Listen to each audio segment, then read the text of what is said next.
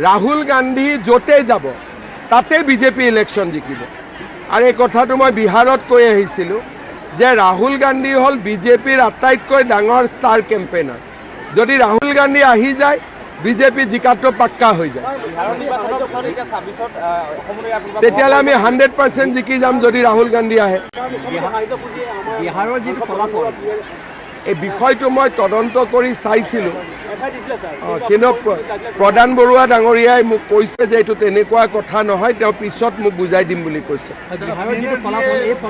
যিসকল কৰ্মচাৰী আছে আৰু লগতে অসমৰ বিভিন্ন মহাবিদ্যালয়ত অনা শিক্ষকসকল আজি তেখেতসকল প্ৰাপ্যৰ পৰা বঞ্চিত হয়। এজনে মানুহ যিমান কৰিব পাৰোঁ কৰি আছোঁ আৰু কৰি যাম।